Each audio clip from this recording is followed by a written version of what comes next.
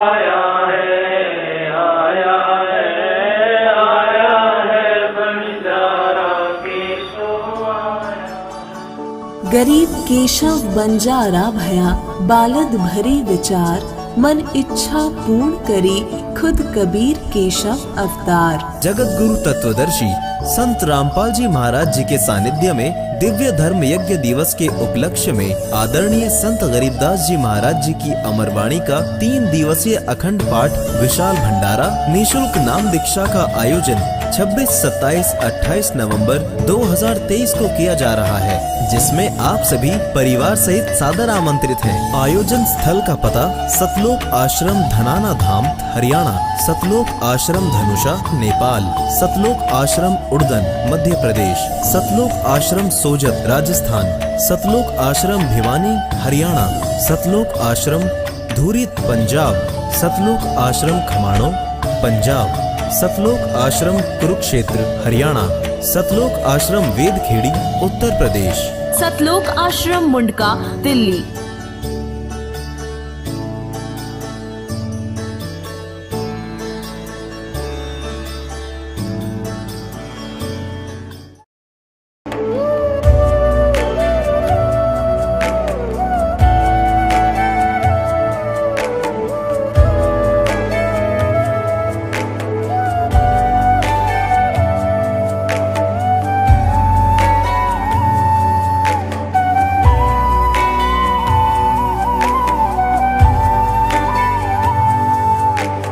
गीता अध्याय 15 के श्लोक 16-17 में 3 प्रभु बताए हैं।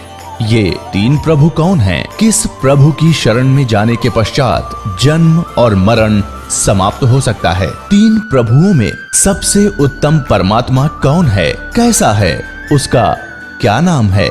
इन सभी गूढ़ रहस्यों को जानने के लिए अवश्य सुनिए जगत गुरु तत्वदर्शी संत रामपाल जी महाराज के अमृत वचन। पुण्यात्मा दास ने एक शब्द बोला था, गुरु बिन काहू न पाया ज्ञाना, जो थो था बुस छड़े मूड किसाना, गुरु बिन बीज पड़े जो प्राणी, समझन सार रहे अज्ञानी। श्रीमद् भगवत गीता चारों वेदों का निष्कर्ष है। चौथे अध्याय के 32वें श्लोक में यहाँ एक ब्रह्मण्य मुखे शब्द है। इस ब्रह्मण्य मुखे शब्द का हमारे अनुवादकर्ताओं ने इस दास से पहले जो अनुवाद दास ने किया है गहरी नज़र गीता में एक पुस्तक बनाई है, यानी उसका अनुवाद समझो श्रीमद् भगवत गीता का अनुवाद है, उसका नाम लिखा है गहरी नज़र गीता में। इससे पहले जितने महापुरुषों के आप अनुवाद उठाकर देखोगे उसमें क्या लिख रखा है? वेद की वाणी में सच्चिदानंद, इस ब्रह्मण्य मुखे का अर्थ किया है वेद की वाणी। और इन्हीं अनुवादकर्ताओं ने 17वें अध्याय के 23वें श्लोक में इसी ब्रह्मण्य का अर्थ किया है सच्चिदानंद घन ब्रह्म। वो यथार्थ अनुवाद है, वो सही अर्थ है। यहाँ ये विचलित हो गए, तो ये विद्वान नहीं थे, इसलिए इन्होंने अनुवादों का अड़ंगा कर दिया। अपनी ओछी सोच से अर्थ भी अनर्थ कर दिए। ब्रह्म का अर्थ भगवान होता है, तो ब्रह्म का अर्थ कोई वेद करता है तो महामूर्ख है। वेद एक सिद्धांत है, संविधान है, भगवान की जानकारी देता है, उसके नियम बताता है, और ब्रह्म भगवान है। जैसे एक राजा है, राजा का संविधान है, वो उसके नियमों का, उसके अंदर उसके सारे नियम लिखे हुए हैं, कैसे एक प्रजा को रहना चाहिए, क्या अपराध है, कैसा ना करना चाहिए। और कहीं पर कोई राजा का अर्थ और संविधान लिख दे तो वो अर्थ ठीक नहीं कर रहा, अनर्थ कर रहा है। इसी प्रकार यहाँ ब्रह्मण्य माने सच्चिदानंद घन ब्रह्म, और मुखे अपने मुख कमल से बोली गई वाणी में विस्तार से कहे हैं। सच्चिदानंद घन ब्रह्म ने अपने मुख कमल से बोली उस अमृत वाणी में उन धार्मिक युगों की जानकारी, अनुष्ठानों की जानकारी विस्तार के साथ कही है, और उसको तत्व ज्ञान कहते हैं। और उसको जानने के बाद तो सभी कर्मों से मुक्त हो जाएगा। अब गीता ज्ञान दाता कौन है? ये ब्रह्म है। जैसे दास ने शब्द सबसे पहले ये बोला था कि ब्रह्म शब्द पर्याप्त है, लेकिन ब्रह्म का अर्थ भगवान कहो, साब कहो, राम कहो, तो ये सत्संग एक ऐसा जटिल समस्या बन गई, जो अध्यात्म मार्ग, कि दास यदि किसी पॉइंट को कच्चा छोड़ के आगे चलेगा तो प्रथम बार सुन रहा भक्त कुछ नहीं समझ पाएगा। इसलिए एक ये सामूहिक लेक्चर दिया जाता है आध्यात्मिक टीचर होने के नाते, तो उसमें ये ध्यान रखा जाता है कि शायद प्रथम कक्षा के बच्चे भी आए हैं जो पहली बार दीक्षा लेने आए, और किसी के वैसे कहने से वैसे भी श्रोतापन कराते हैं। तो ये इसलिए यहाँ थोड़ा सा डिफाइन करेंगे। जैसे साहब कहो, ब्रह्म कहो, राम कहो, गॉड कहो, अल्लाह कहो, खुदा कहो, ईश कहो, ब्रह्म कहो। अब जैसे एक तहसीलदार भी साहब है, प्रभु है, स्वामी है अपने विभाग का। ऐसे ही आगे चले हम थोड़े शॉर्ट में बताऊंगा। जैसे डिप्टी कमिश्नर भी साहब है, मंत्री भी साहब है, मुख्यमंत्री भी साहब है। आप अंडरस्टूड, आपको खूब समझते हो आप कि ये साहब कितने सतर के हैं। और प्रधानमंत्री भी साहब कहलाते हैं, और राष्ट्रपति जी भी साहब ही कहलाते हैं। तो इसे समझ लेना। तो ये इसलिए ब्रह्म, अब जैसे मुख्यमंत्री जी हैं, ये एक क्षेत्र के मालिक हैं, स्वामी हैं, ये पूर्ण स्वामी नहीं है, पूरे भारत के स्वामी नहीं है। इसी प्रकार यहाँ जो ब्रह्म शब्द है, ये ब्रह्म है 21 ब्रह्मांड का स्वामी। इसको ज्योत स्वरूपी निरंजन गीता अध्याय नंबर 4 के श्लोक नंबर 32 में स्वयं कहता, मैं काल हूँ, ये काल ही है। और काल भी स्वामी है। जैसे एक जेल का सुप्रिटेंडेंट, वो जेल का स्वामी है, और सुप्रिटेंडेंट साहब भी है, ऐसे ही ये काल साहब है, 21 ब्रह्मांड का स्वामी है, या एक जेल है, यो जेल का सुप्रिटेंडेंट साहब है, ये समझ लो। तो ऐसी ऐसी इसने 21 जेल बना रखी है, एक ब्रह्मांड भी ये जेल है। तो ऐसे ये 21 ब्रह्मांड का साहब है, ये ब्रह्म है, लेकिन ये कंप्लीट ब्रह्म नहीं है, ये पूर्ण ब्रह्म नहीं है, इसलिए ब्रह्म शब्द बोला गया। तो यहाँ प्रत्येक इसके अंग को हमने समझने के लिए ऐसे करना पड़ेगा। तो इस ब्रह्म ने श्रीमद् भगवद गीता का ज्ञान श्री कृष्ण जी में प्रवेश करके, जैसे को प्रेत बोलती है किसी के अंदर, ऐसे बोला। ऐसे ही इस काल ने एक ब्रह्मा कुमारी पंथ चलाया अभी 100 वर्ष पहले लगभग, और उसमें एक प्रेत आता है, वो कहता अहम ब्रह्मास्मि, मैं ब्रह्मा हूँ। कभी कहता है अहम शिवोहम, मैं शिव हूँ। ये एक प्रेत का चलाया हुआ है, और वो प्रेत कभी ब्रह्मा की पदवी पर था। जैसे कोई गांव का प्रधान सरपंच रिटायर हो जाता है, उसको अगली बार नियुक्त नहीं किया जाता, तो लोग फिर भी उसको सरपंच साहब कहते हैं, प्रधान साहब बोलते हैं, जोरा जी रहा रहे। और वो भी कहीं मिलता है, कोई कहता भी कौन है, कि फलाना अच्छा प्रधान हूँ, फलाना प्रधान साहब प्रधान हूँ मैं, फलाना सरपंच हूँ। और जब वो सरपंच नहीं होता, तो ऐसे ही दास ने परमात्मा के ज्ञान, कबीर परमात्मा से प्राप्त उस ज्ञान को आगे बढ़ाया है, as it is, as a tape recorder. Das का इसमें इतना ही योगदान है कि दास को परमात्मा का जो अंतःकरण टेप रिकॉर्डर ठीक कर दिया उस परमेश्वर कबीर जी ने, और उसमें अपना ज्ञान भर दिया। दास बोल कर सुना रहा है रिकॉर्ड करके, इतना सा योगदान है। तो उसके अंदर तो ऐसे दास बहुत बार बताता है आपको कि ये ब्रह्मा विष्णु महेश जो वर्तमान में यहाँ 3 लोक के एक एक विभाग के मिनिस्टर हैं, साहब हैं, इतने राम हैं, इतने भगवान हैं, ये इनकी भी मृत्यु होगी। और ये मृत्यु को प्राप्त होकर आम जीव की तरह 84 लाख योनियों में, प्रेत योनियों में भटक रहे होंगे, और अन्य पुण्य आत्माओं को फिर से काल अपनी दुर्गा पत्नी से जन्म दे करके उस पदवी पर बैठा देता है। तो उनमें से ये पंथ चलाने वाला जो ब्रह्मास्मि में शिवोस्मि, तो ये वो भूत है जो कभी ब्रह्मा के पद पर रहा है, अब उसका अस्तित्व कुछ नहीं, वो रिटायर्ड सरपंच समझ लो, एक्स सरपंच, अब उसका कोई अस्तित्व नहीं। तो वो बोलकर उसने वो पंथ चला दिया। आज भी उसकी मुरली सुनकर, वो भूत की बात सुनकर एक बहुत बड़ा जनसमूह अपना जीवन नाश कर रहा है। दास का प्रयत्न किसी की निंदा करना नहीं, दास का प्रयत्न है कि सभी हम एक परमात्मा के बालक बच्चे हैं, बहन बेटी भाई। और उस काल ने ये जाल फैला रखा है कि मैं इतने पंथ चला दूंगा नकली कि कोई समझ नहीं सकेगा ओरिजिनल पंथ कौन सा है। तो दास ऐसा प्रयत्न कर रहा है कि जैसे पहले की अभी बहुत बार होती रहती है घटनाएं कि कोई 500,000 के नोट नकली छाप देता है और सरकार को जो पता चलता है तो दोनों ओरिजिनल और डुप्लीकेट दोनों के दोनों मीडिया के माध्यम से, समाचार पत्रों के माध्यम से उनकी पहचान कराई जाती है कि ये इस टाइप का डुप्लीकेट है, ये ओरिजिनल है। तो सरकार निंदा नहीं कर रही होती, एक महापरोपकार करती है। तो दास का यही प्रयत्न समझ लेना कि हमारे जो यथार्थ सदग्रंथ हैं वो तो हमारे ओरिजिनल नोट हैं, ओरिजिनल सदग्रंथ हैं, और उसके अतिरिक्त कोई अनुभव बता रहा है, कोई मार्ग चला रहा है, वो डुप्लीकेट है, वो हानि हो रही उनके जीवन की। तो दास ने कोई शौक नहीं है किसी की, इसको आप आलोचना का नाम देते हो तो आपकी बुद्धि अच्छी नहीं है, आपको अध्यात्म ज्ञान नहीं है। तो इसी प्रकार ये काल ने स्वयं, इसमें श्री कृष्ण जी के अंदर स्वयं काल प्रवेश कर गया। श्री कृष्ण भी ये 3 लोक के प्रभु हैं, एक विभाग के। इसके अंदर आम प्रेत नहीं प्रवेश कर सकता, इनके अंदर, इनमें इतनी पावर होती है। तो उसकी उनके अंदर काल स्वयं आया और उसने गीता का ज्ञान दिया। तो यहाँ ब्रह्म बोल रहा है इस गीता को। अब हम परम अक्षर ब्रह्म कहेंगे, उसको पूर्ण ब्रह्म कहेंगे, जो इससे अन्य परम शक्ति है,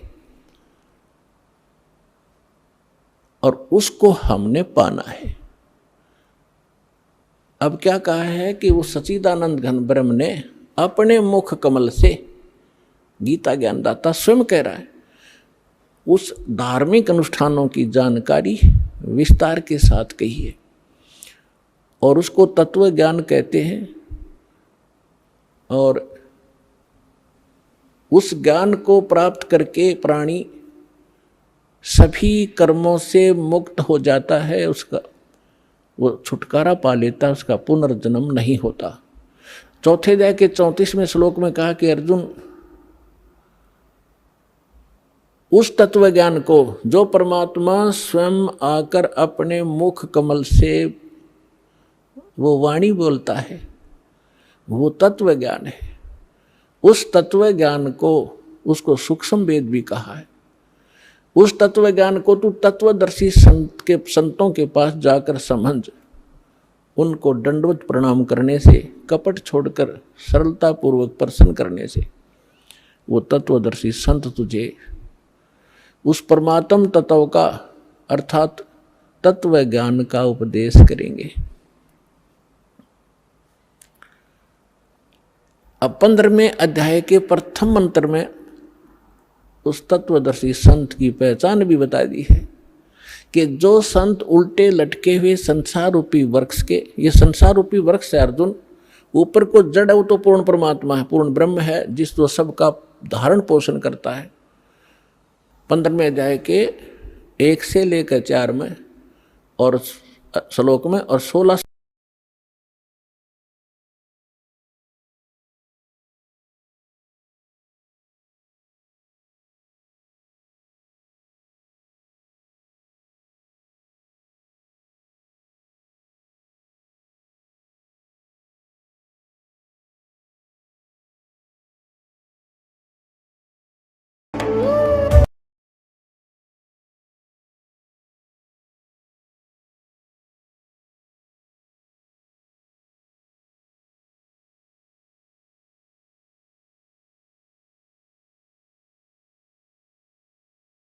16श्लोक में और 16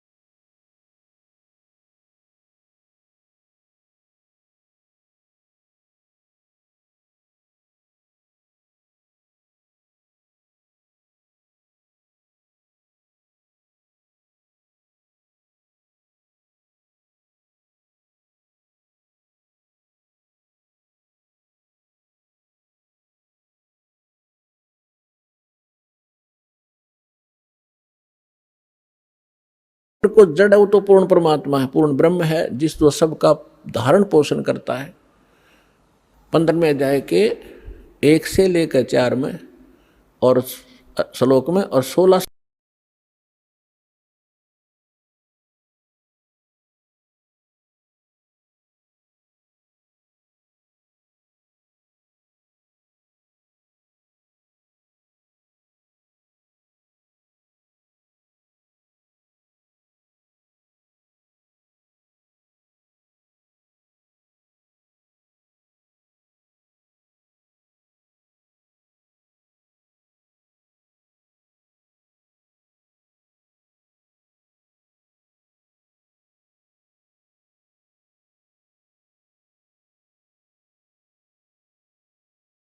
चल मैं तेरे साथ चलूंगी बेटा।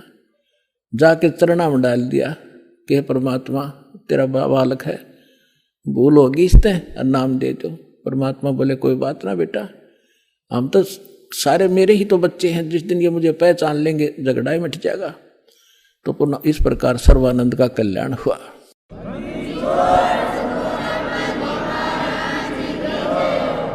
तो पुण्यात्माओं, अब क्या समस्या आई? अब सर्वानंद विद्वान सब जाने बड़ा महापुरुष और सब वेदों का ज्ञाता सब रखे उसने। अब वो समझावे औरों को कि भाई वास्तविकता ये नहीं है, ये है जो परमात्मा ने ज्ञान सुनाया था।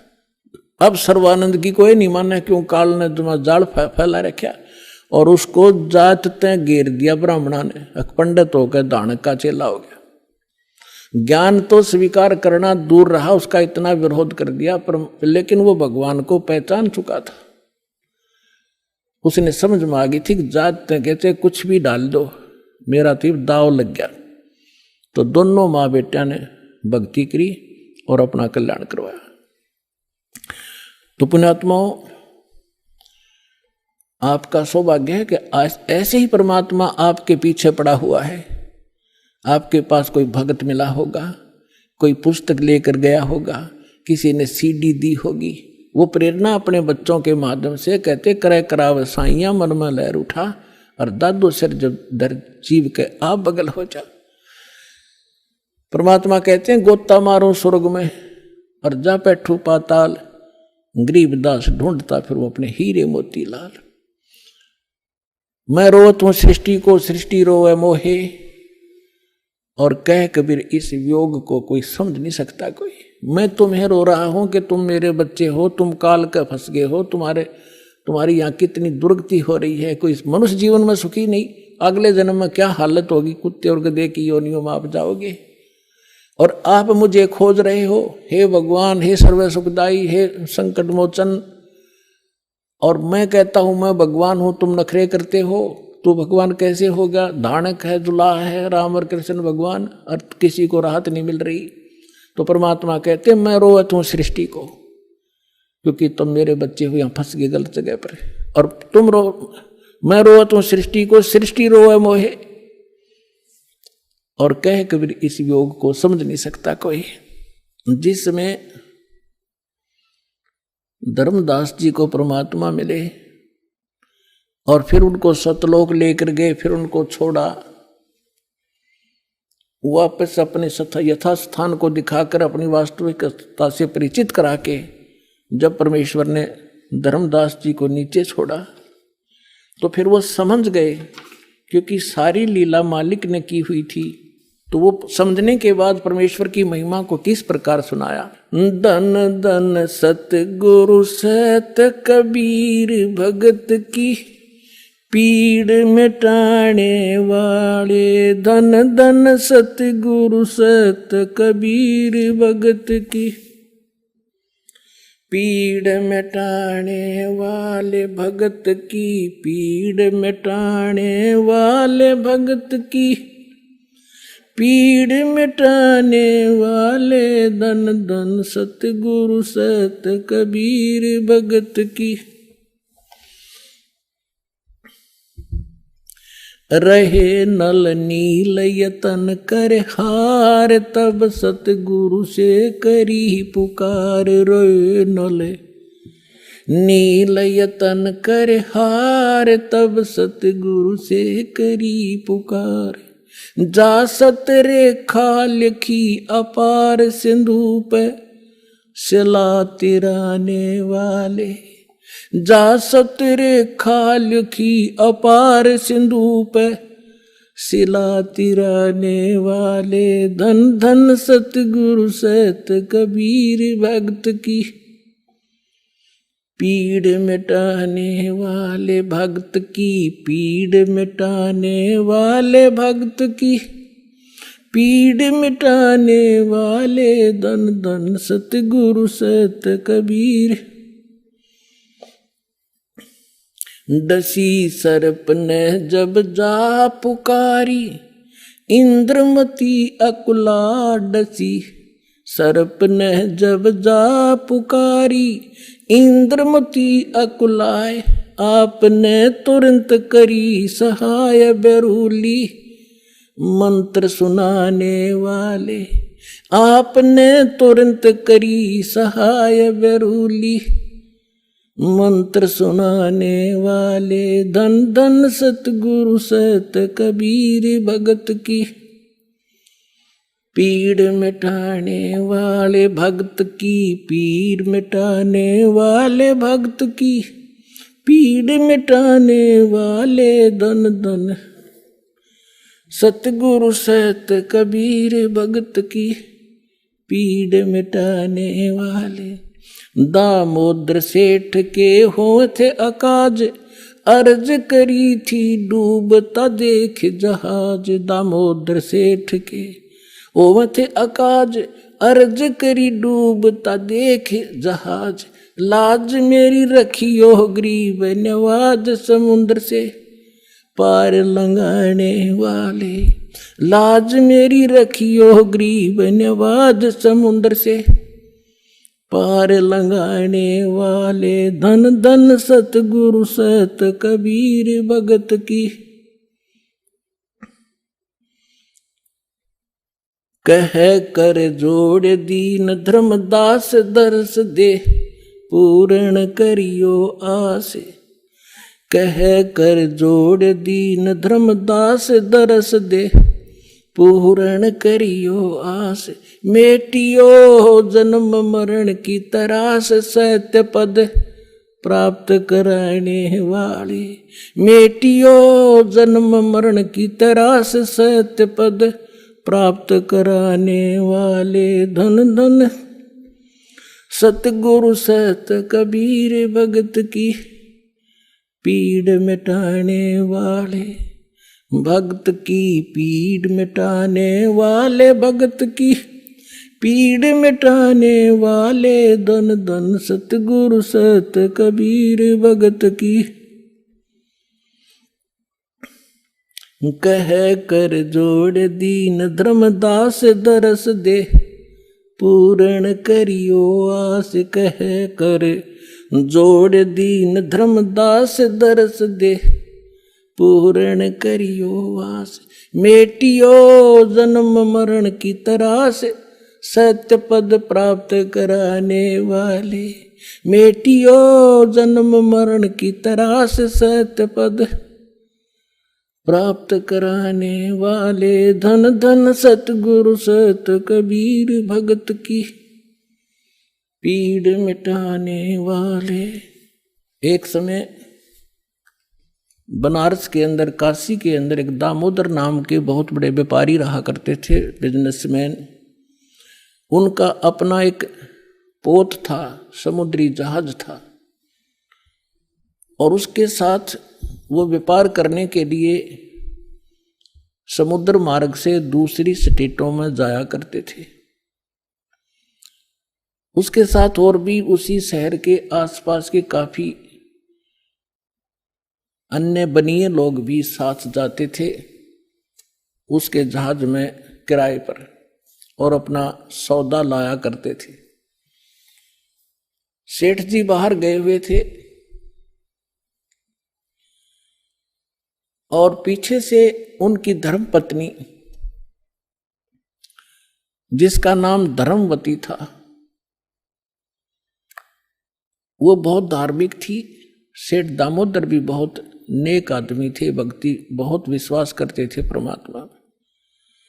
और हमारे हिंदू समाज के अंदर राम और कृष्ण, गणेश और इन भगवानों से ऊपर कोई हमारा इष्ट नहीं था।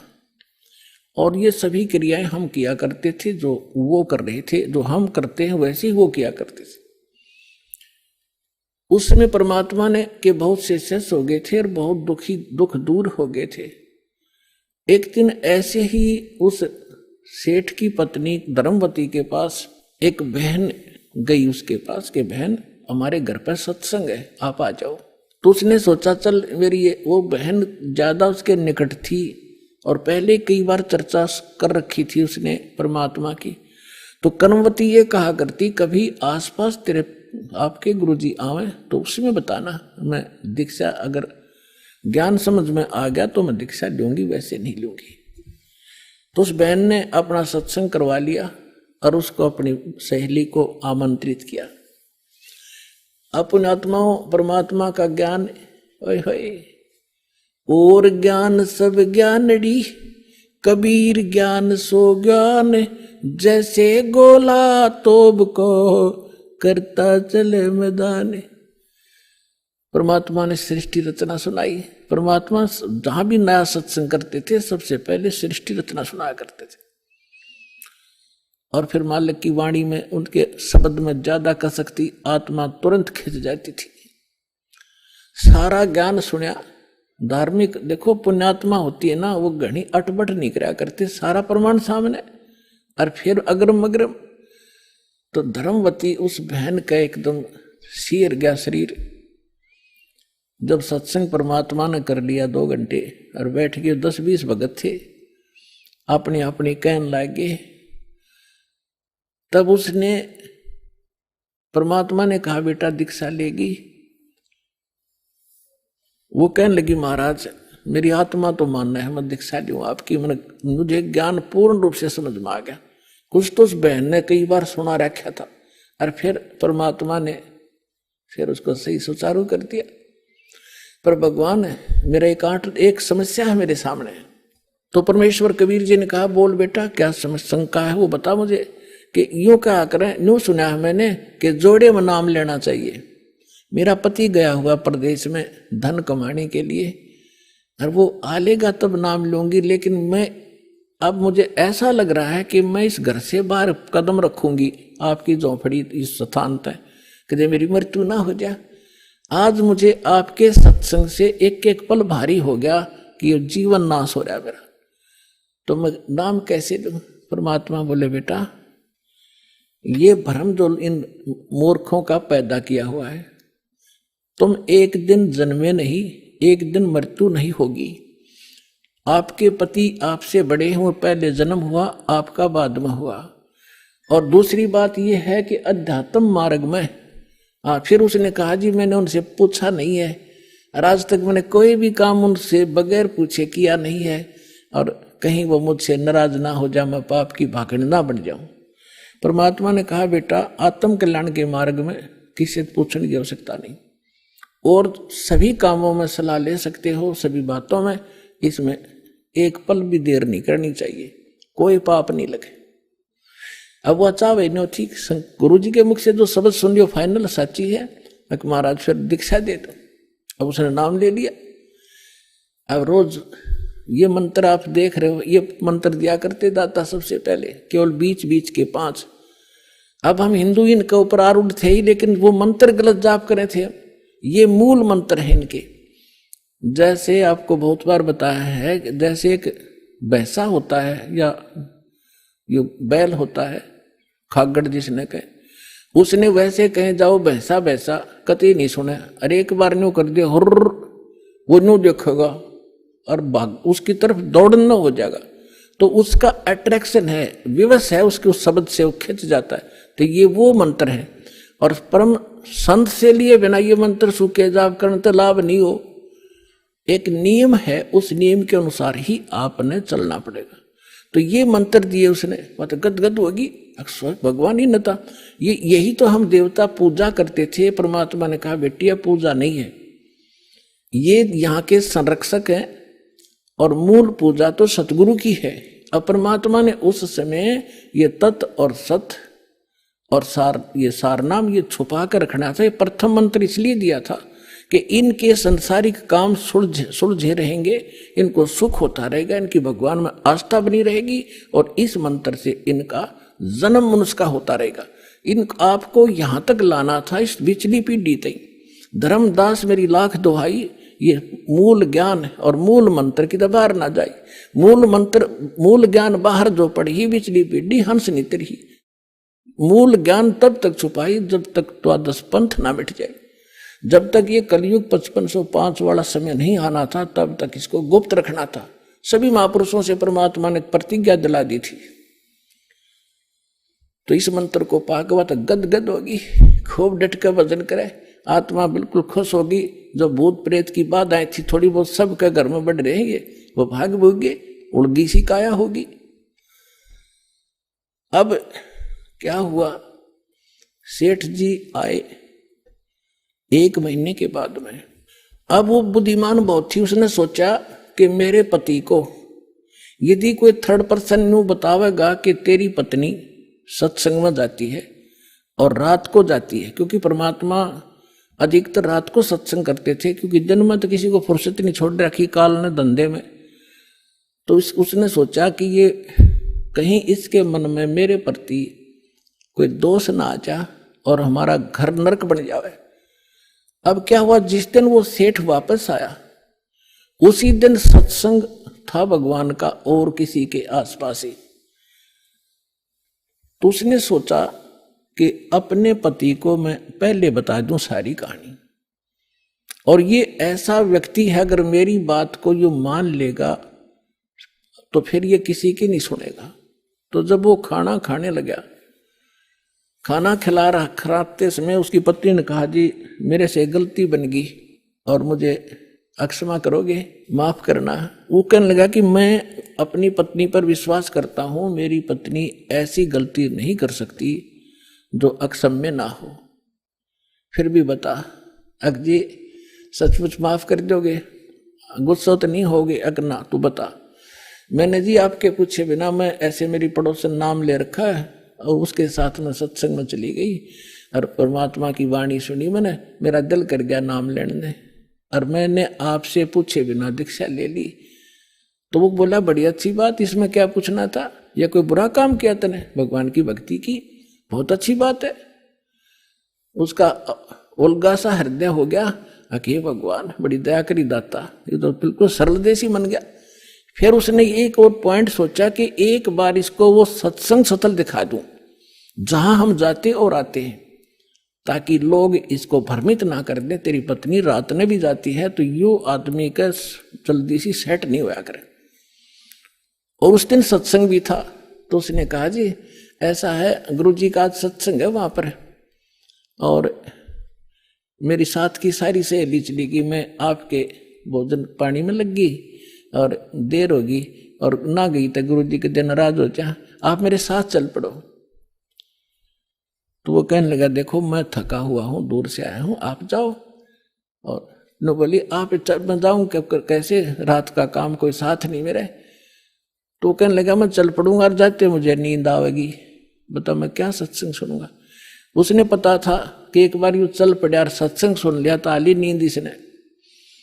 तो वो कहने लगी, आप यूं करियो, पीछे सी बैठ जियो, नींद आ जाए तो सो जाइयो, गुरु जी कुछ ना कहा करे। तो उसने सोचा चल फिर तो कोई बात नहीं। वो दोनों पति पत्नी आ गए।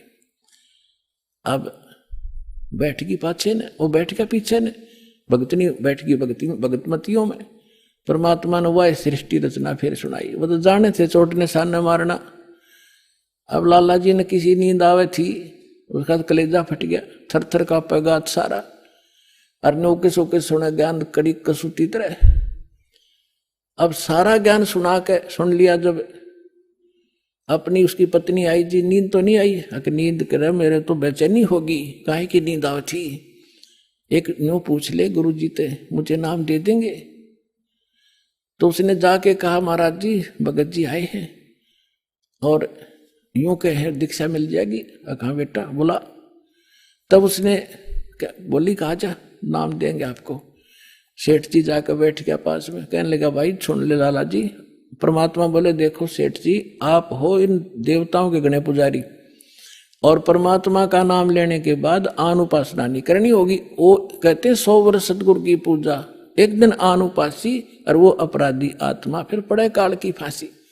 100 वर्ष गुरु की अनुसार साधना कर ली, सतगुरु के अनुसार, एक दिन भी आनुपासना कर ली ना किसी देवी देवता की, पिछली सारा भट्ठा बैठ जाएगा तेरा। तो वो लाला जी बोला, सेठ दामोदर कहने लगे महाराज जी मैं बाणिया हूं और सौदा करना खूब जानता हूं, मैंने सारा कुछ सुन लिया और सब कुछ देख लिया। आज मैंने सारे कथा सुन रखी खूब बड़ी बड़ी, जो ज्ञान आपने दिया इस पृथ्वी पर नहीं, और मैं जो वचन कराया करूं दाता, और पक्का करता हूं आप मेरे गुरु, मैं आपका चेला। फिर कहा कि भाई देख मैं दानक और तू लाला जी, कल न तेरी बरादरी वाले भी तुझे धिक्कारेंगे। ने बोला जी मुझे नाम दो और आप साथ रहियो दास के, जो होगा सो देखी जाएगी, मुझे दीक्षा दो। और परमात्मा ने कहा कि और उपासना नहीं करोगे फिर किसी देवी देवता की, नहीं तो नुकसान हो जाएगा। लेकर नाम, और परमात्मा का हाथ से चित्र बनाया करते थे, वहां जब का हाथ से बनाया करते थे, सब जगह मिला करते थे। वो फोटो ले गया, जो विधि बताई थी विधान वो शुरू कर दिया आपने। फिर कुछ दिन के बाद वो कई दिन सत्संग सुने, फिर व्यापार में जाना था तो सभी वो दूसरे व्यापारी भी साथ थे। अब उसने क्या किया, उस जहाज के अंदर उसने अपना एक कक्ष बना रखा था जिसमें सारे देवी देवताओं के फोटो थे, और वहीं अपना घंटी बजाया करता, बैठ कर आरती करा करता, जय गणेश देवा माता थारी पार्वती, ये सारी कथा सारी आरती करा करता। अब उसने क्या किया, जाके पहले सारी मूर्ति उठाई और समुद्र में जहाज उठाए, समुद्र में जल प्रवाह कर दी, और एक फोटो परमात्मा कबीर जी का लगा लिया। अब दूसरे जो थे वो लाला जी, उन्हें देखा रहे दामोदर ये देवी देवताओं के फोटो कहाँ गए। तो उसने बताया भाई मैंने दीक्षा ले ली गुरु जी से, और गुरु जी का जो सतगुरु की पूजा करते हैं ना, वो देवी देवताओं की पूजा नहीं करनी होती, इसलिए मैंने वो आदर के साथ जल प्रवाह कर दिया। तो वो सारे कहने लगे रहे तू भट्ठा बैठावेगा, तेरा नाश हो जाएगा, तने कहाँ एक क्या क्या है ये कबीर, ये धानक एक जुलाहा, इसकी कड़फंटी में आ गया तू, कहाँ बातों में आ गया, तने देवता छोड़ दिए, रामकृष्ण जैसे बलवान भगवान छोड़ दिए, देखना तेरा क्या होगा। वो बोले भाई कुछ भी हो मेरे साथ, आप अपनी क्रिया करो, मैं आपको ना कहता, आप मेरे पीछे क्यों पड़ गए, मैं अपनी करूंगा, आप अपनी करो। अब उस दिन उसके बाद उसको कबीर कहने लगे कि यू आ गया कबीर, दामोदर कहना छोड़ दिया। ने बोला भाई कुछ भी कहो, थारी भी जी पवित्र है, भगवान का नाम लेते।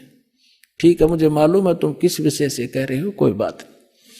अब वो चले गए और सब अपना माल लाद के बच्चों समेत जा रहे थे कुछ तो, क्योंकि 3-4 महीने वापस आया करते थे।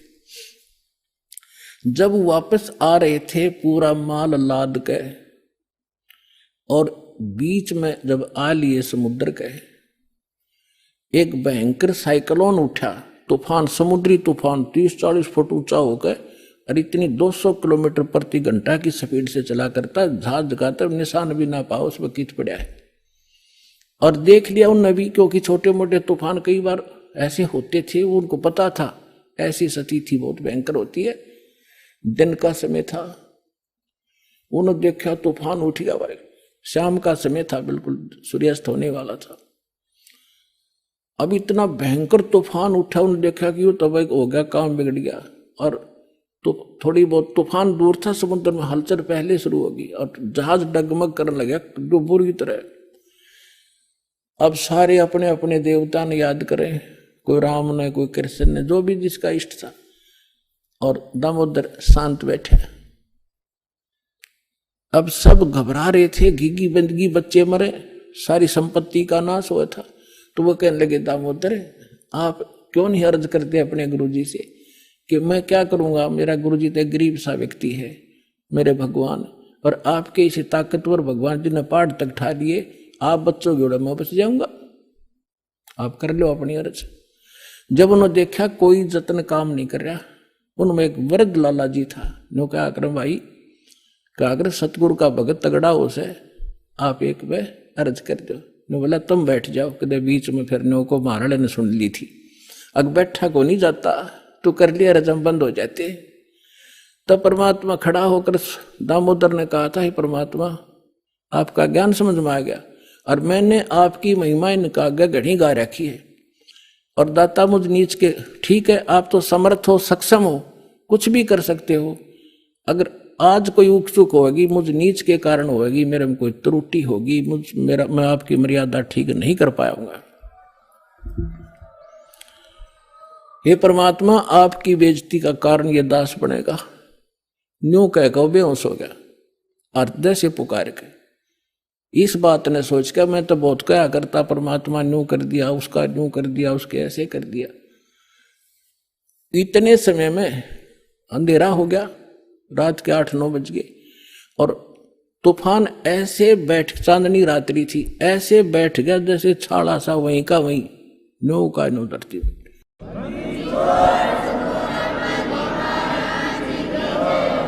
और समुद्र के जल में जरा सी भी हलचल नहीं। अब उस दामोदर को पानी के छींटे छाटे मार के मुंह पे होश में ले आए। तब उन्होंने कहा कि भाई दामोदर हमसे बड़ी घनी गलती हुई, हमने आपके गुरुदेव की बेइज्जती करी, हम कति नीच प्राणी हैं। और उन्होंने संकल्प कराया था कि यदि आज जान बच गई हमारे भगवान तो फेल हो लिए, जब आज ये तूफान रुक गया और हमारी जान बच गई दामोदर हम तेरे साथ चलाएंगे, नाम लेंगे उस परमात्मा का।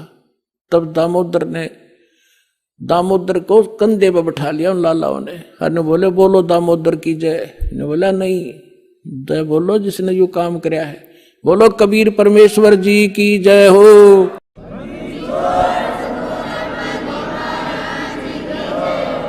अब उधर से परमात्मा उसी दिन रात्रि में सत्संग कर रहे थे 7-8 बजे से, और सर्दियों का मौसम था। अब कुछ भक्त सामने आसपास बैठे थे। एकदम परमात्मा ने क्या किया, ऐसे मुंह पर करनो हाथ फेर कर ऐसे झटका दिया। आसपास के बैठे भक्तां के छींटे लागे। उन्होंने सोचा भाई पसीने कैसे आगे सर्दी में, गुरुजी आपके पसीने आगे? तो पर वो बोले ना भाई पसीने को नहीं आए। और क्या था, ये पानी कहाँ से आ गया? कि मेरे भगत का जहाज डूबा था। दामोदर सेठ नहीं था, भी नाम लेके गया था। हाँ जी, उसका जहाज डूबा था भाई। अब वो उसने बचा कर आया हूं मैं। अब वो भगत सोच रहे थे अब भाई, अब क्योंकि हम भक्ति अवश्य करते हैं लेकिन विश्वास दृढ़ नहीं होता। और परमात्मा कहते हैं कहा हो तो हरि नाम से, जब मन में नहीं विश्वास, बिना विश्वास के जो भक्ति करते हैं वो सफल नहीं होते। तो वो कच्चे से थे और मन में उनका न्यू थी। ऐसे ही शब्द गा रहे थे, ज्ञान सुना रहे थे, पसीने आगे होंगे, हमारे सामने बैठे और वहां कैसे समुद्र में जहाज बचा के आए हैं, वो तो बात कही आई हुई। अब वहां से जब वो चलकर आए सेठ, 1-2 दिन और लग गया उन्होंने। उस दिन फिर सत्संग हो रहा था। वो पहले अपने घर गया, घर जाकर पता चला कि मेरी धर्मपत्नी भी उड़े जा रही है, सत्संग में गई हुई है। और सारे वो सेठ ने बोले पीछे घर जावांगे, और सारे बच्चा ने साथ ले रहे। पहले अब परमात्मा का उपदेश लेंगे जब घर बढ़ाएंगे। अब हमारा बाकी आज का जीवन, आज के बाद का जीवन उनका ही हमारा। और सारे वहां चलेंगे, सीधे वहां 15-20 लाला जी उनका परिवार। अब क्या हुआ, अब उधर सत्संग चल रहा था और वही भगत मिले जुले से वो आया करते उस क्षेत्र में, तो सारे वही बैठे। और पीछे तय क्या हुआ, वो सारे के सारे जाकर बाहर खड़े होकर जय हो पाबंदी छोड़ कबीर साहब की, जय हो भगवान कबीर साहब की। परमात्मा बोले रे बाहर कौन शोर कर रहा, पता करके आइयो। अब जो ही वो बाहर गए भगत पता करने आंगन से बाहर, तो उन्होंने देखा दामोदर को, वो सब जाने थे क्योंकि वो आते जाते थे सत्संग में। तो उन्होंने आकर बताया जी दामोदर सेठ आ रहा है और उसके साथ और कई लाला जी हैं, सेठ हैं, और आपका दर्शन करना चाहते हैं। बोला बुला लो भाई, क्या बात होगी।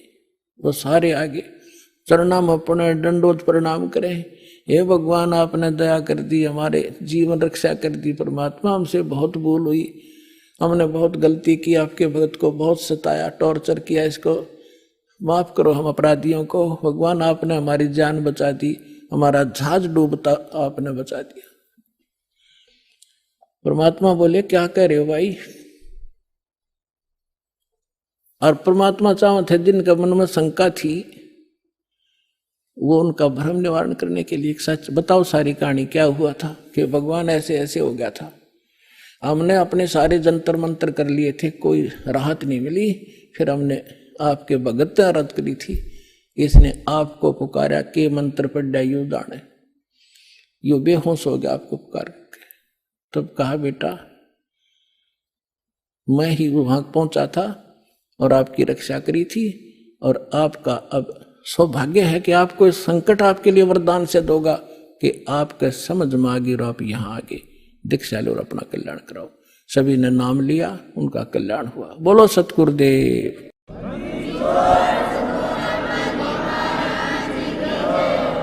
दामोदर सेठ के हुए थे अकाज, अर्ज करी डूबता देखे जहाज। दामोदर सेठ के हुए थे अकाज, अर्ज करी डूबता देखे जहाज।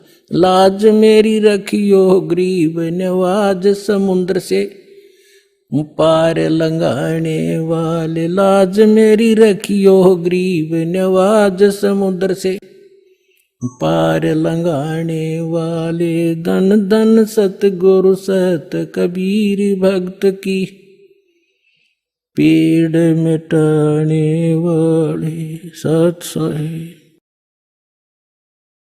परम पिता परमात्मा पूर्ण ब्रह्म सारी सृष्टि के रचनहार कबीर देव कबीर परमेश्वर जी की असीम रजा से आप सभी पुण्यात्माएं सत्संग सुनने के लिए उपस्थित हुए। जिन पुण्यात्माओं के, जिन प्राणियों के पुण्य बहुत ज्यादा होते हैं उनको मानव शरीर प्राप्त होता है। मानव शरीर दो प्रकार से प्राप्त होता है। एक तो टर्न वाइज मिलता है। परमात्मा का विधान है कि इस जीव को भले ये कितना ही निकम्मा हो, 84 लाख प्रकार के प्राणियों के कष्टों को पूरा एक चक्कर लगाने के उपरांत इसको एक मानव शरीर परमात्मा अवश्य दिलवाते हैं। और दूसरी प्रकार का जो मानव शरीर प्राप्त होता है वो उन पुण्यात्माओं को होता है जो पहले भी मानव थे, उनके पुण्य ज्यादा थे, जिस कारण से किसी जन्म में उन्होंने शुभ साधनाएं, शास्त्र अनुकूल साधनाएं की होती हैं, शुभ संस्कार बनाए होते हैं, जिसके परिणाम स्वरूप उनको कई कई सैकड़ों भी मानव शरीर प्राप्त हो जाते हैं। लेकिन उन मानव शरीर के अंदर यदि सतगुरु नहीं मिलते तो उनको फिर से शुभ संस्कार बनाने का अवसर प्राप्त नहीं होता। और सतगुरु के अतिरिक्त अन्य किसी नकली संतों से ज्ञान प्राप्त करके साधना करते हैं, वो शास्त्र विरुद्ध साधना होने से यूजलेस होती है। उदाहरण के लिए श्रीमद् भगवत गीता अध्याय नंबर 16 के श्लोक 23 और 24 पर्याप्त हैं। और जब तक हम शास्त्र अनुकूल साधना नहीं करेंगे हमारे आध्यात्मिक शुभ संस्कार नहीं बन सकते। तो जिस कारण से भले ही सैकड़ों मनुष्य जीवन भी प्राप्त कर ले वो प्राणी जिसके पूर्व जन्म के किसी समय शुभ संस्कार ज्यादा संचित हो गए और फिर वो मनुष्य शरीर प्राप्त करता हुआ आ रहा है, उसके लिए वो कौन सा समय है अब ये समय है जो ये प्राइम टाइम है, ये बिचली पीढ़ी प्रारंभ होगी कलयुग की। इसमें परमात्मा अपने बच्चों को अपने वचनानुसार अब सबको तत्व ज्ञान से परिचित कराएगा, सतनाम सारनाम सबको प्राप्त कराएगा। जो यहाँ से निकल जाएंगे सावधानी बरत कर सत साधना करके, वो तो गए, सफल हुए। और जो नहीं निकल पाए और साधना कर रहे हैं, किसी भी कारण से वो फाउल हो जाते हैं और पार नहीं हो पाते हैं, तो वो भी करोड़ों और काफ़ी करोड़ों की संख्या में ऐसे हो जाते हैं। तो जो करोड़ों की संख्या में सत्साधना करते हुए और यहाँ रह जाएंगे, ये मंत्र ऐसे अनमोल और इतने कीमती हैं, इनकी थोड़ी ही साधना से बहुत ज़्यादा आध्यात्मिक एनर्जी स्टोर हो जाती है। आइए अब हम उन श्रद्धालुओं के अनुभव जानते हैं जो जगत गुरु तत्वदर्शी संत रामपाल जी महाराज जी से दीक्षा प्राप्त कर चुके हैं तथा उनके द्वारा बताए गए भक्ति मार्ग पर चल रहे हैं। नमस्कार जी। सत साहिब जी। क्या नाम है जी आपका? जी मेरा नाम सुमन जटियान है। बहन जी आप कहाँ से हैं? जी मैं कपाल मोचन, जिला यमुनानगर, हरियाणा से। संत रामपाल जी महाराज की शरण में आप कब आए?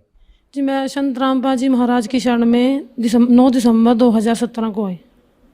संत रामपाल जी महाराज की शरण में आने से पहले क्या आप कोई भक्ति साधना भी करती थी? संत रामपाल जी महाराज की शरण में आने से पहले मैं देवी देवताओं की भक्ति करती थी और पितृ पूजा करना, सोमवार के व्रत रखना, देवी की मतलब दुर्गा की पूजा करना या फिर श्याम जी के जैसे एकादशी के व्रत रखना, ये सब पूजाएं करती थी। इन सभी भक्ति करने से मेरे को कोई लाभ नहीं हुआ। हमारे घर में बहुत ज़्यादा क्लेश रहता था।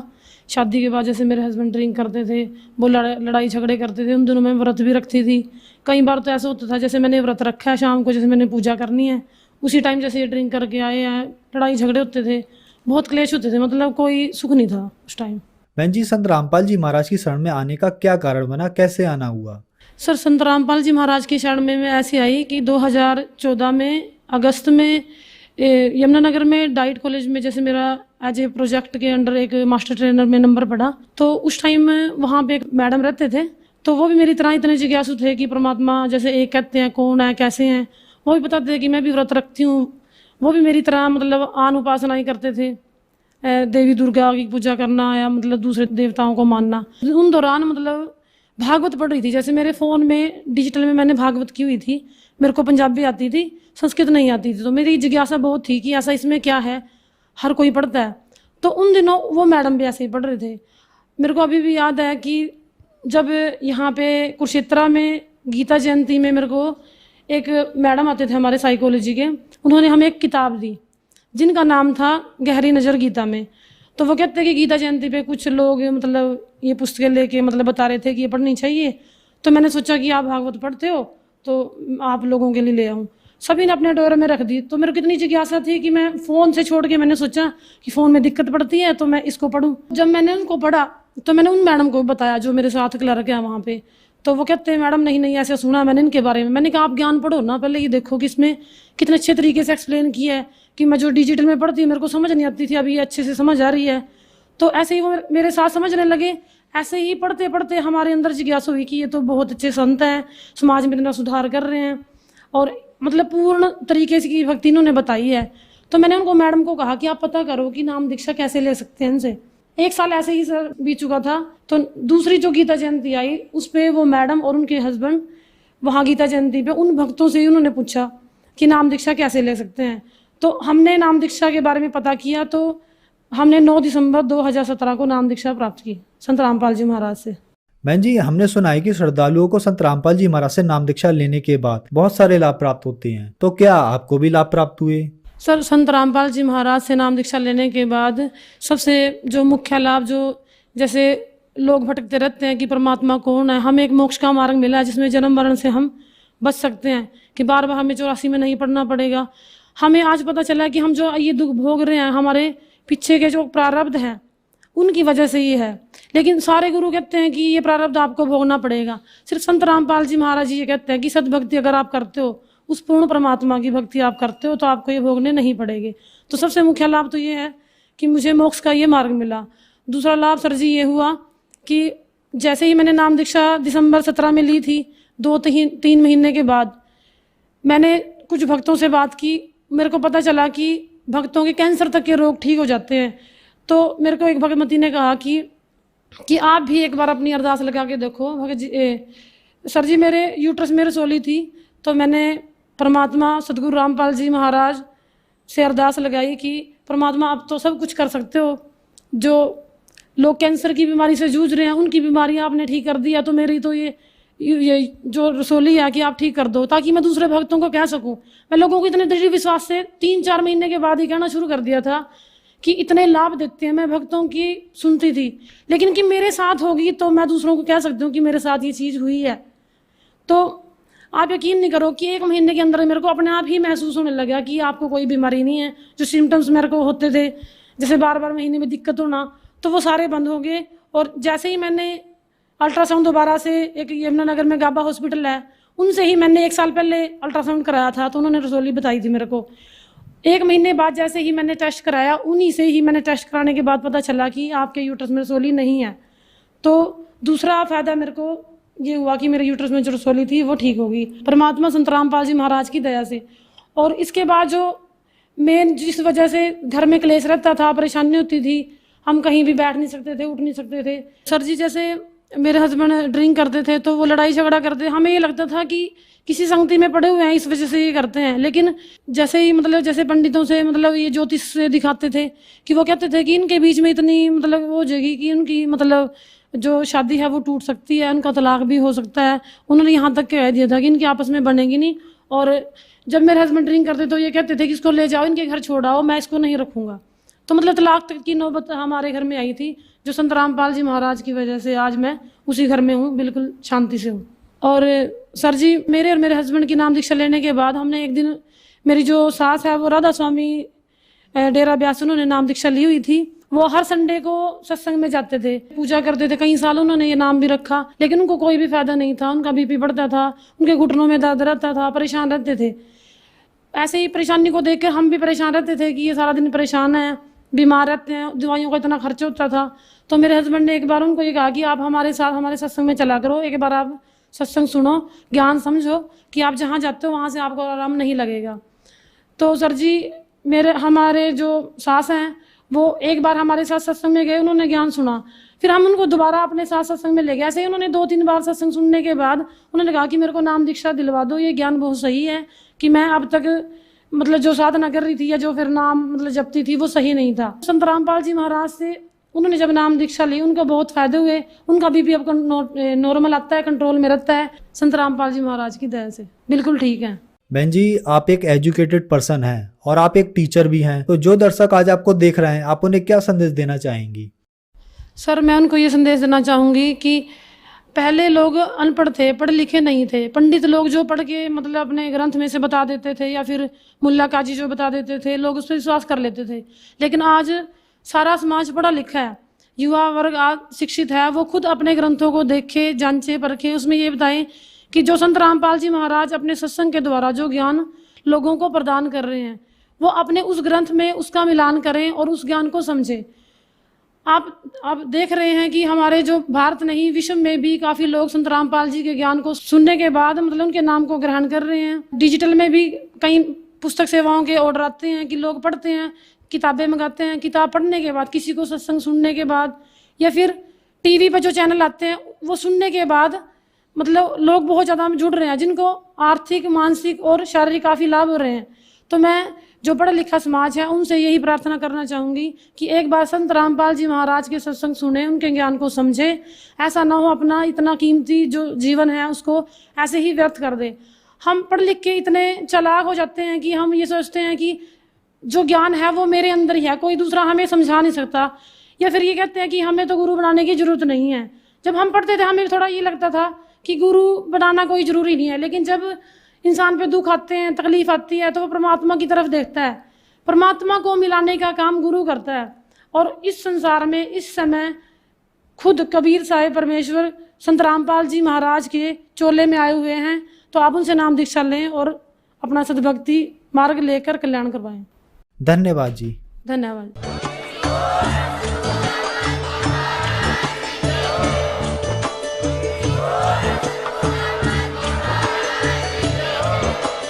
आप सुन रहे थे जगत गुरु तत्वदर्शी संत रामपाल जी महाराज जी के मंगल प्रवचन। अधिक जानकारी के लिए विजिट कीजिए हमारी वेबसाइट www.jagatgururampalji.org।